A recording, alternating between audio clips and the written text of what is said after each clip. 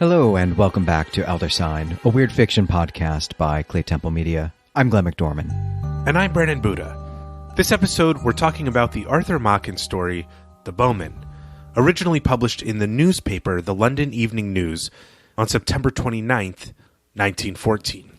And this date is important because it means that we are less than 2 months into the First World War, which is the setting of this story. And we selected this story intentionally because although this isn't going to air until May of 2019, we are recording it on Veterans Day of 2018. And while we call this holiday Veterans Day here in America, elsewhere in the world, it's called Remembrance Day, and it has its origins as a holiday celebrating the end of the First World War on November 11th, 1918, which means that today is the 100th anniversary of the end of this war. And we wanted to talk about a story that would let us reflect on the war and, of course, also on the millions of people who died because of it. So with that in mind, Brandon, let's get into the recap of this, I think, really interesting and really powerful story. I want to begin the recap by reading the opening paragraph of the story, just to give a sense of the style of Machen's writing, but also because I think it sets up what the story is about, the tone of the story, better than I could in a recap. The Bowmen opens like this. It was during the retreat of the 80,000, and the authority of the censorship is sufficient excuse for not being more explicit. But it was on the most awful day of that awful time, on the day when ruin and disaster came so near that their shadow fell over London far away. And, without any certain news, the hearts of men failed within them and grew faint, as if the agony of the army in the battlefield had entered into their souls. Right off the bat, this first paragraph doesn't quite set the stage for the story. This isn't where the story is going to take place, but it sets the mood for the story, and it lets us know that this is a story set during the opening weeks of what we now call the First World War. And specifically, we're in the midst of the great retreat from Machen by the British and French armies in France and Belgium in the face of a relentless onslaught by the German army. That's right. We learn very quickly here that an English company is set up against 300,000 men, and they're being bombarded by artillery. To everyone in the English company, it's clear that they are in a situation beyond the potential of being merely defeated. They are facing annihilation. But the company is holding a crucial strategic position in the war, and if they break, it could turn the tide of the war against the Allies. At this point in the war, it still seems like it's not going to be all that much different from other wars of the industrial age. But the end of this retreat, that is the setting for this story, this results in a stalemate, like really just only about 15 miles outside of Paris. And this is what starts the years of trench warfare that characterized the First World War in our imaginations. We learn that the Englishmen are finding ways to be jovial as they wait out the rain of mortars that are coming at them. They joke about the shells and they sing scraps of music hall songs. And there's a real contrast in the text with this. We get almost immediately after this description of them having fun, their brothers' arms being torn from limb to limb. And the reality that their own artillery that they need to return fire is being decimated and dwindling by either the onslaught of the enemy artillery or their own use of return fire. And it's in moments like this, when the soldiers think that things can get no worse, that they are hit with a blast that is 10 times stronger than the one they felt last. And you can just imagine this lull in combat where they're thinking that was the worst of it. And then the next volley of shell fire comes in their direction. And Machen is not hesitant to point out that these English soldiers are men of stout heart, but their courage is probably not going to be enough, as only 500 remain out of the original 1,000 in the company, and they're in the trenches, and the German infantry is moving against them, appearing to be 10,000 in numbers. It describes the German army here as a gray world of men. Of course, gray is the color of the German infantry uniforms. That's a beautiful description. I'm particularly interested in the way that Machen does describe this experience here, and especially the way that he describes the experience of the war, both from the perspective of these British soldiers here and also the British civilians at the top of this story. But I think we should be clear up front that Machen himself never served as a soldier, and he was never even an embedded reporter or a nurse or something like that. So he here in this story is using his imagination, or he's basing his description on other accounts that he may have had access to. And I think he does a really good job of showing the physical danger that these soldiers are in. But his description of the soldiers joking around and singing while they are in danger feels, to me at least, a little less like it's about soldiers greeting a grim reality with dark humor, and more like it's an insistence to his civilian readers, in London, people reading this newspaper, that even while these soldiers are dying, they are putting a good face on it. And this is something I want to talk about more in the discussion. I think that Machen does a better job of showing us how the civilians reacted to the news of this defeat and the ensuing retreat in London, since he was in London and he was one of those civilians. And I think it's often hard for Americans to imagine what it would be like to hear the news that your army has been badly defeated only about 200 miles from your home. Even news of our defeats in Afghanistan now are buried in the back of newspapers. They don't even register for us anymore because we as civilians don't feel like military victories or defeats have anything to do with our own physical safety, or even like with our material comfort, our ability to get food cheaply and buy clothes cheaply. But that certainly was not the case in Europe during the First World War. And we can even see really in this story that the physical safety of people in London was very much dependent on the success of their army. So people were worried about the outcome of this war, of this battle, in a very real way, not just some abstract sports fan way. And I think Machen captures this really well at the opening. Well, the Englishmen are in the trenches, as we said, and they are hyper aware of the hopelessness of their position. This is something that Machen brings up again and again, this sense of hopelessness in the face of this battle.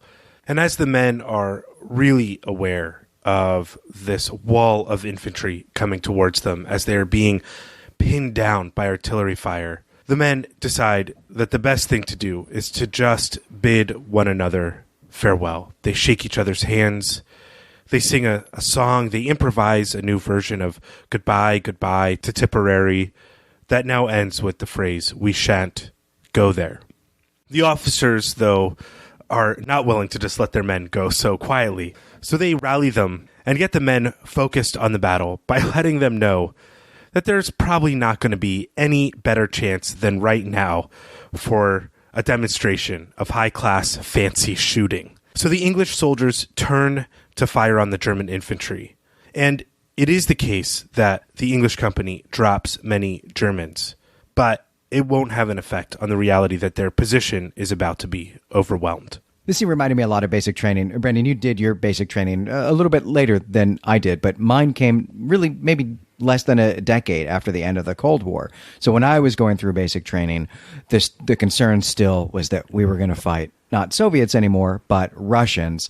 And we were told repeatedly during our rifle training that our strategy or our tactic on the battlefield was that every time we fire, we should hit our target, which is the opposite of what the Soviet strategy was, which was just to rain bullets downfield because they had superior numbers of soldiers and they had more ammunition. And so we needed to be better shots. Whether or not any of that is true, it certainly served to reinforce the ideological propaganda of we were going to be fighting faceless, godless, commie hordes who may as well be zombies, while our only path to victory was through our individualism, through our democratic individualism and our skill as individuals. And that same thing is happening here. One might suspect this is something all armies tell their soldiers all the time. Yes, I joined the Army after 9/11, so like the whole ideological landscape had changed. And during our rifle training, it was drilled into us that urban warfare is absolutely terrible, and that the goal, of course, is to hit the target as quickly as possible because of the potential for IEDs or suicide vests or any number of various dangers that result from fighting in an urban terrain, that you needed to go in and make a decision as quickly as possible. If you were busting down doors or on a road or whatever you were going to do, that you were always almost on the offensive because of snipers and RPGs and various other threats to modes of transportation or getting around. And that, of course, the way to victory is to just aim for center mass. And that's, I don't know, that was really what was drilled into us post 9/11 in my basic training. Certainly what both of our experiences have in common is that we're being trained to not think of the object of our bullet fire, of our rifle fire, as another person, even though it is another person. And that same sort of thinking is happening here in the way that Machen is writing this story, that all of these British soldiers are individuals, they're fully human. The Germans are just uniforms. They're just a mass. And this is one of the ways I think that we can see that Machen is really thinking about his audience of Londoners reading this in their evening newspaper on the train home, that this is a bit of a propaganda, an unofficial propaganda to cheer them up in the face of this news about this retreat that is potentially jeopardizing their own safety and certainly jeopardizing their material well-being. Those types of concerns really come to the forefront at the end of the story, where Machen makes a real comment about why the English are able to succeed here and the Germans aren't. And we're going to get there in just a few minutes. Right. I got us completely off track just to spot basic training stories, which we could do anytime we want. So let's get back to the story. All right. Well, there is one British soldier in the trenches, and he is unnamed. And he says, somewhat ironically, "World without end. Amen." That is all he says. I want to give context for this phrase, though. This comes from Paul's letter to the Ephesians. It's from chapter 3, verse 21, and it's a blessing for the Ephesians. And it's important to note that this British soldier says this ironically. Here's the full context of this phrase, "world without end." This is Paul's writing to the Ephesians. "Now to him who is able to do infinitely more than all we ask or imagine, according to his power that is at work within us. To him be the glory in the church and in Christ Jesus throughout all generations, forever and ever, world without end. Amen." And this is just important to keep in mind, as this is a blessing that is an appeal to God's authoritative power to his true church. As this British soldier is thinking this, he also begins firing on the Germans.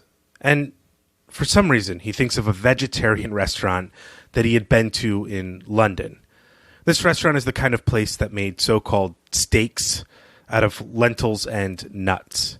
The plates in this restaurant, though, all had a print of St. George on them, with the motto Atse Anglis Sanctus Georgius, which Machen translates in the story as, "May St. George be a present help to the English." As the Germans are advancing, this particular soldier recites the motto in his head that he read on the plate. And he continues to fire here until a man on his right cheerfully smacks him on the head in order to make him stop. The king's ammunition costs money after all. And at this point, the soldier is wasting the ammo because all he's doing is hitting dead German soldiers. We're just about to get to the action of the story, just about to get to the real speculative part of the story, but we should pause here and talk about St. George. St. George is one of many late Roman soldier saints. That's to say he was a Christian Roman soldier who was required to stop being a Christian by the Roman government, but who refused and was executed for it. There are about a dozen of these saints from around the year 300. And today, St. George is the patron saint of England, which is what he's doing here in this story, or what he's about to do in this story anyway. But this role is really a late medieval and really maybe even an early modern appropriation. For most of the Middle Ages, St. Edmund was the patron saint of England, and it's not really until the Hundred Years' War of the 14th and the 15th centuries that St. George takes on this role, and maybe not even really until the 16th century when writers like Edmund Spenser and William Shakespeare do a lot to promote this notion, and we're going to get some more of that shortly. Well, this soldier who has muttered the incantation, when he uttered it, he feels a shock pass through his body. And he hears a great shout, crying out, "Array, array, array!" And his heart grew hot and cold at the same time. And it was as if thousands of people were shouting for St. George and for the deliverance that only he could provide. The people cried out for heaven's knight to aid them. As the soldier is experiencing these voices, he sees a long line of shapes with a, quote, shining about them.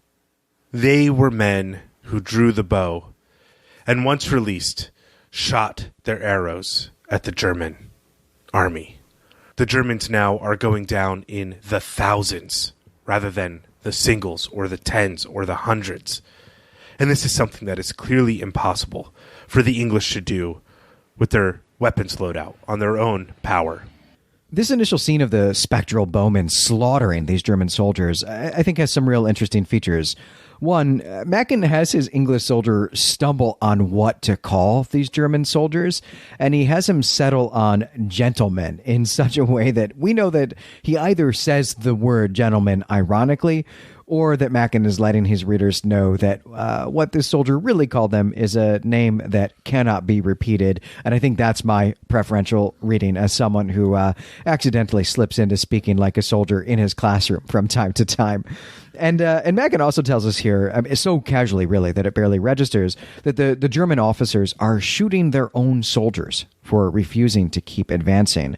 And there's a real element here of vilifying and dehumanizing the enemy that I think is part of this propagandic nature of this story. Right, and that continues on right to the end of the story, which we are just about at. The voices that are urging St. George to help the English soldiers continue, and eventually the Germans are defeated here.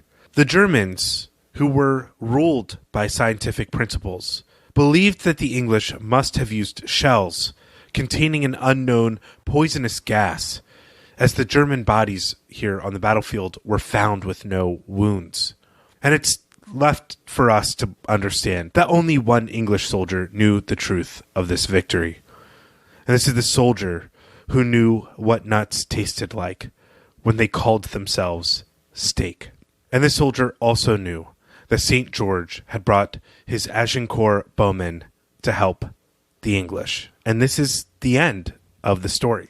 What Machen is doing here is referencing the Battle of Agincourt in 1415. This is a extremely important battle during the 100 Years' War when the kings of England were regularly trying to become also the kings of France. And this battle is pretty famous for being an underdog victory in which the outnumbered soldiers of Henry V defeated the French army. And it's particularly famous because longbowmen defeated thousands of French knights. And of course, these longbowmen are just they're just yeomen. They're regular farmers. They're peasants, basically. And so there's some class consciousness going on here in the memory of this battle, as well as some very early nationalism. And of course, this is really still famous to us today because of Shakespeare's play Henry V. And if you'd like to hear me perform the most famous lines of this speech, you can do that over on Lower Decks, our Star Trek podcast, where Valerie and I dissected a speech by a character that was in fact a mimic or a reframing of that exact speech. But what's happening here is that the spirits of these British bowmen from this long ago battle that happened more or less right where this present battle is happening have come to help out their countrymen in this war of national self-defense. And the play Henry V really crops up every time the UK is at war. During the Second World War, there was this amazing production of Henry V by Sir Laurence Olivier that was explicitly propaganda, and by which I mean it was paid for by the propaganda department of the Royal Army, that was about, hey, we're about to have to go across the English Channel and fight some battles in northern France against an enemy, and we should remember that this is a part of actually our very national identity, is that we do that. This Machen story here, the Bowmen, takes on also kind of a life of its own in the sort of national mythology of the United Kingdom.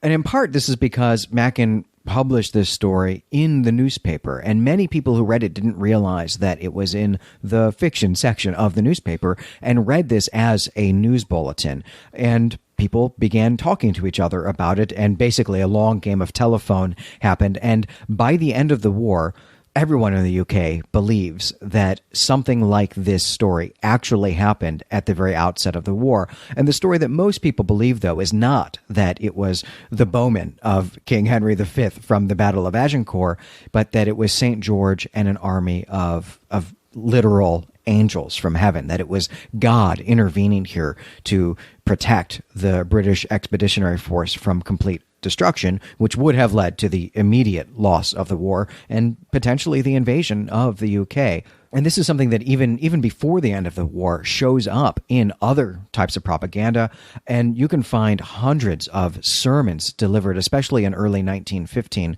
about this phenomenon, about stories of soldiers seeing angels during the midst of this battle and this sort of 2-week-long retreat. And this has become a real mainstay of popular belief about the war. Like, we could, go do a man on the street sort of thing in London and ask people if they've heard this story. Most people probably won't have heard this story, but I think that we would find a good number of people who have and believe that it is true, or at least believe that it is based on the reports of soldiers rather than based on some weird fiction story that a famous weird fiction writer had published in a newspaper. My own experience with this is that I actually had heard this story about the angels of Le Mans long before I ever read the actual story by Arthur Machen. And I was really curious, Brandon, if that was your experience as well, if you had heard this story before, or if you read the Machen story before you knew about the angels of Le Mans.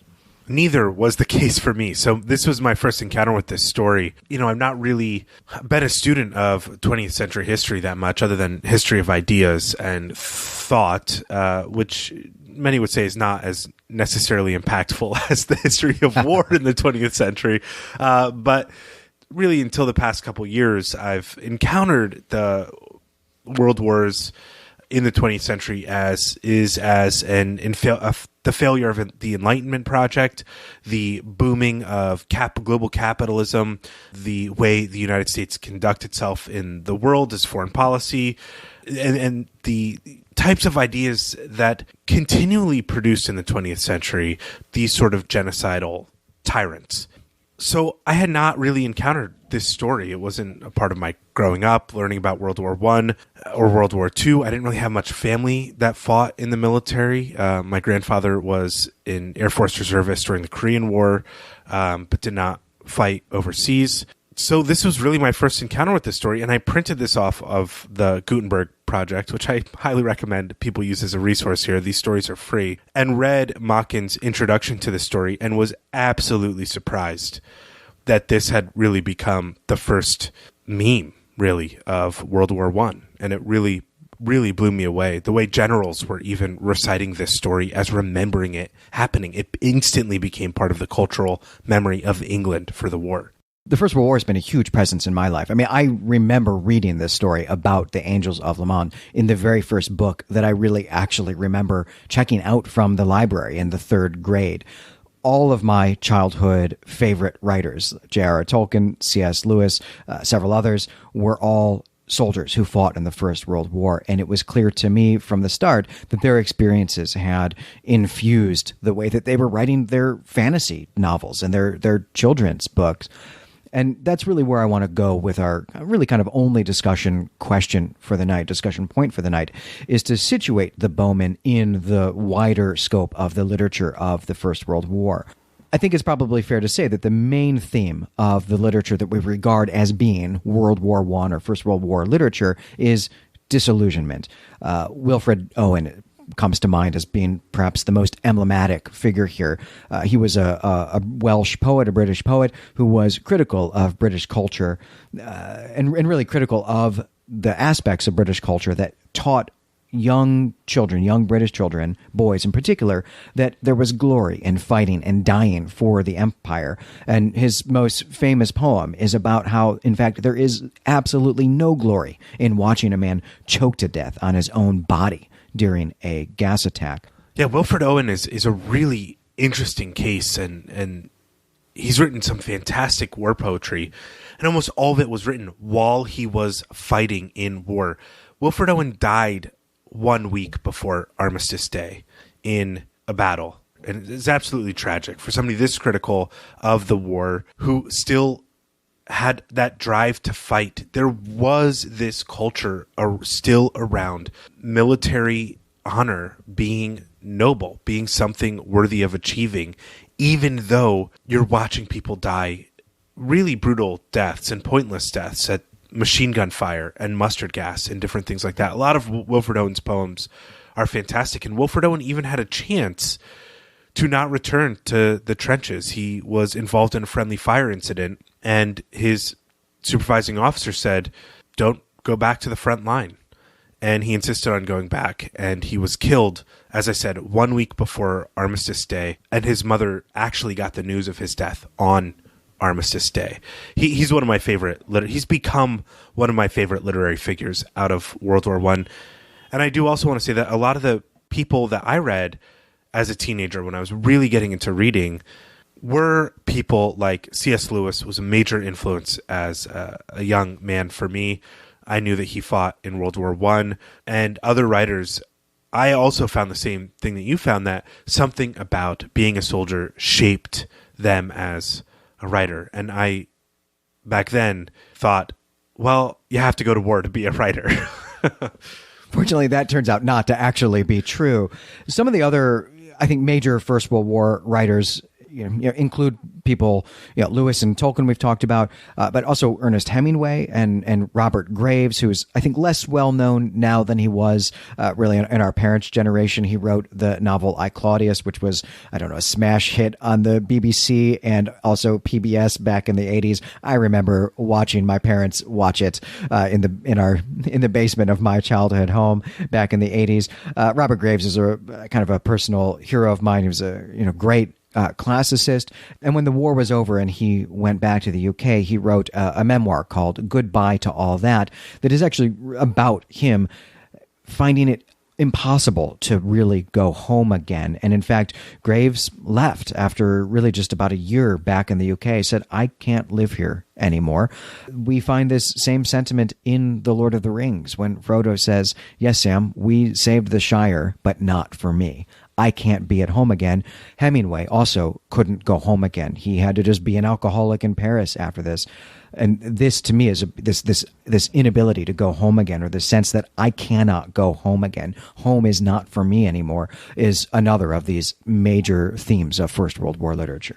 Right. This is where we get the phrase, the lost generation, that these people, many of them who were underage, signed up under illicit means. I mean, The Legends of the Fall is kind of oddly a great movie about these kinds of sentiments around World War I. Not the best movie about World War I, but the sentiments, I think, are pretty much there, where the home you thought you lived in before you left is not the home you return to. The experience of mechanized warfare is impossible to reconcile with the public sentiment of victory. And many people lived as expatriates in other countries after the war. We should add that the term shell shock originates here in the First World War. This is a slang, it's euphemism for what we today would call post-traumatic stress disorder, which is to say that this reliving of the experience of being shelled or of undergoing very serious, very heavy machine gun fire, this real auditory experience that is combined then with the experience of those around you being slaughtered, being rendered limb from limb in a way that Machen describes here in this story. This is something that really originates in the First World War. And I think we've done a really good job now of sort of setting the stage of what we think of as being the literature of the First World War. But everything that we've talked about is either from during the war later than this story is written, or it's from after the war. So what I really want us to talk about here, or try to do, is to situate the Bowmen within this context of First World War literature, or really maybe even compare the Bowmen to these canonical First World War texts. How does this story from early in the war compare to the stories written later in the war and afterward to you, Brandon? What's your sense of this? Does this have these hallmarks of a First World War story? The elements that really hold up well to what we would call as like the fiction around World War I are really about the descriptions of people caught in this new form of mechanized warfare. We don't really get a sense of the machine gun fire here, but the endless artillery fire, the hordes of bodies coming at you while you're in a trench, that's all here. And, really putting this in the historical context, I'm reminded of the scene in All Quiet in the Western Front, where the narrator goes home to his hometown and all of the old men are congratulating him on being a soldier and how noble and honorable it is. And all he can think about is the wars they fought are nothing like the war that he is fighting, particularly as it relates to the destruction wrought by technological advancement that is able to tear somebody limb from limb. That is a very different experience than a cannonball hitting a battlefield, for instance. In World War I, cavalry was still something that officers rode horses into battle in the early part of the war. There was a mass confusion around what type of war this really was until it settled on doing the most destruction as quickly as possible. I think the seeds of that are in this story, and we recognize those as the big elements of the story looking back. But I think if I were reading this and I were hopeful, those would be the parts that I would skim over. And the parts that would really stand out to me would be about a miraculous victory and how this war is not going to last long. And we stopped the Germans, and now we can all put this to bed and put this behind us. I also was really struck by the kind of two poles that there are in this story. I kind of went into it expecting there to not be very much of these hallmarks of the First World War, but Machen has a real sense of what an artillery shell is going to do to a person. He doesn't know about mustard gas yet, but he does understand about shrapnel, and he has this really poignant and heartbreaking, but also captivating line about watching your brother in arms be dismembered. Your brother in arms lose his arms, more or less, is the wordplay that he uses there. I didn't expect there to be that much emphasis on that. And we get this too, I think, even in the actual violence that the spectral bowmen are doing, that in fact what they are doing is very much like what a machine gun does. And this is sort of where the line about the drilling holes into dead soldiers.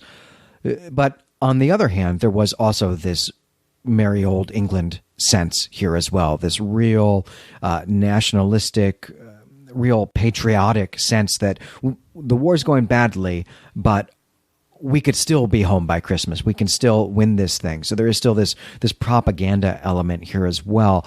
The two things don't seem to really go together in the same story to me, though Machen is a good enough writer to actually to pull that off here in this story. But I was struck by kind of the two ways, or the two poles that this story is being tugged on. Right.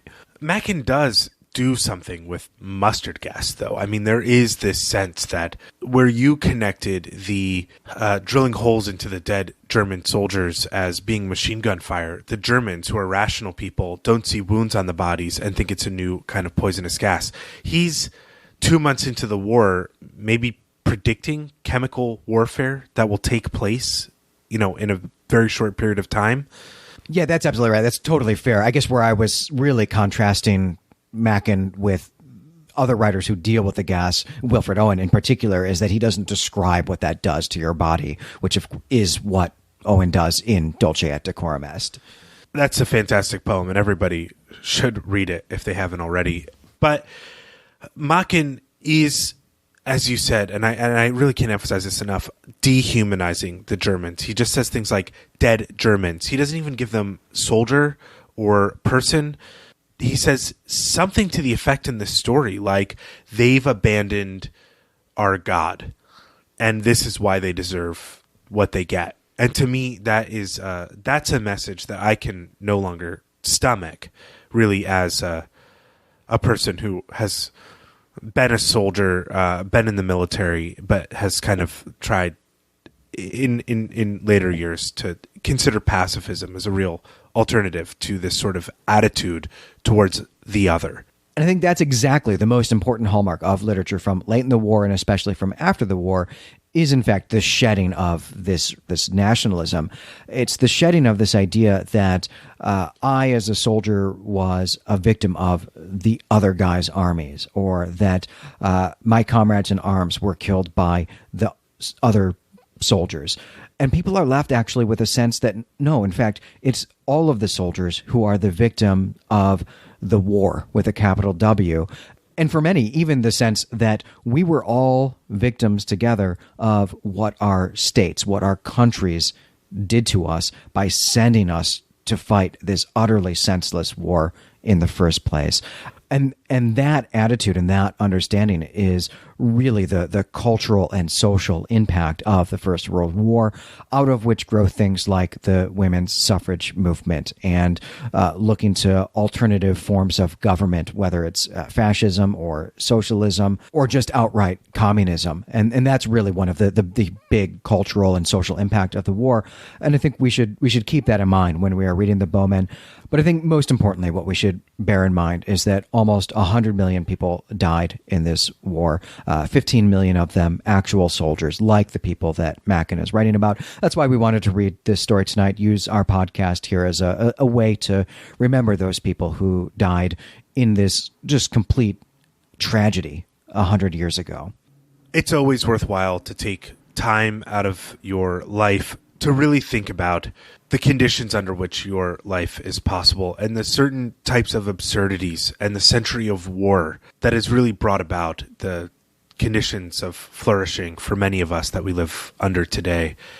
And the number of us who never had the opportunity to have a family or to return home or anything like that. The literature that we love that inspired the writers that we love, or that the writers that we love were writing out of, is all part of this century of war. And I can't encourage our listeners enough to encounter much of the literature of the 20th century really as war literature or post-war literature, because much of it is and can be read with a lens to that. And if that's not your cup of tea, every once in a while, it is worth it to go back and look at the experiences of some of these people and be grateful for what they could tell us about their experiences in these wars. So on that note, that will do it for this episode. I'm Brandon Buddha.